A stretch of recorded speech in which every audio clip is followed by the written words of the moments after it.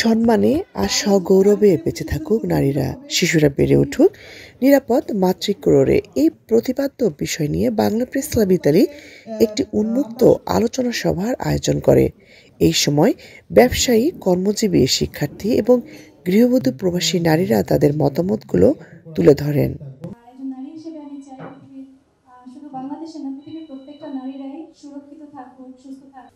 তো আমি চাই প্রত্যেকটা নারী নিজের অধিকার এবং নিজের সুরক্ষা নিশ্চিত করার জন্য সবাইকে এগিয়ে আসতে হবে। এবং আছেন যে এটার জন্য আমাদের এমন একটা দৃষ্টান্তমূলক শাস্তি হবে, যেটা যেন কেউ এটা নিয়ে আর কোনো রকম চিন্তার বাহিরে কোনো কিছুতে যেন আনতে না পারে। আমাদের বেড়ে ওঠা শিশুদের এখানে স্কুলগুলোতে মোটামুটি তাদের সতর্কতামূলক জিনিসগুলো শেখানো হয়, তাকে নিজেকে কিভাবে প্রোটেক্ট করতে হয়।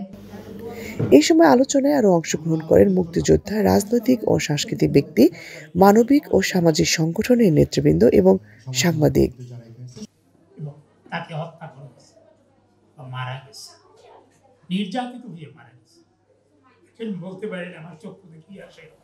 কারণ এই মুক্তিযোদ্ধা যুদ্ধের সময় আমার মা বোন অনেকেই বীরাঙ্গনা হয়েছে। তাই এটা যে কত কষ্টকর এবং দুঃখজনক, যারা অনুভব করে তারাই অনেক সময়।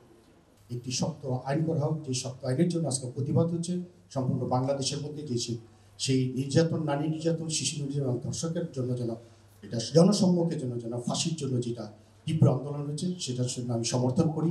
এই নারী নির্যাতনের বিষয়ে যে সচেতনতা সৃষ্টি দরকার, সেখানে পারিবারিক যে শিক্ষাগুলো রয়েছে, ধর্মীয় মূল্যবোধ রয়েছে, এবং সেই সঙ্গে রাষ্ট্রীয় পর্যায়ে, মানে এটি নির্যাতনে আমার কাছে মনে হয় যে সব যে পরামর্শ আসছে যে রাষ্ট্রীয় পর্যায়ে যদি কার্যকর আইন না থাকে, একটি খুব সংক্ষিপ্ততম সময়ের মধ্যে সুষ্ঠু বিচারের মাধ্যমে এর অপরাধীকে শাস্তি দেওয়া। আজকের যে বিষয়টা হচ্ছে সেটা হচ্ছে খুবই সেন্সিটিভ।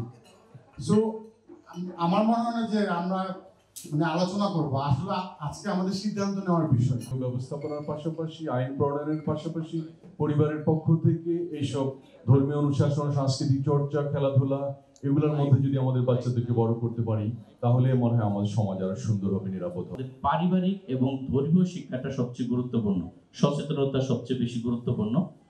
এটার প্রতি সকলকে বেশি নজর রাখার জন্য অনুরোধ করছি। সেই জন্য অভিভাবকদের কাছে সীমিত অনুরোধ রাখবো, বাচ্চাদের দিকে নজর রাখার জন্য, খেয়াল রাখার জন্য, তাদের নিরাপত্তা দেওয়ার জন্য, তাদের চিন্তা চেতনার সাথে একত্র হওয়ার জন্য। চিন্তা ভাবনা এবং আমরা যে আধুনিক হতে পারি, আমরা যে বর্বর আছি এখনো, সেটা আমরা বারবার আমরা মানুষের কাছে তুলে ধরছি এই আসিয়া হত্যার মাধ্যমে। যে অপরাধী হোক তাকে শাস্তি আওতায় আনা হোক এবং তার কিছু কার্যকর করা হোক। যখন ছোট ছিলাম তখন থেকে আমি এটা দেখে আসতেছি, এখন পর্যন্ত। এখন যখন বড় হয়ে গেছে, আমার মেয়েরা বড় হয়ে গেছে, এখনো এটা দেখতেছি।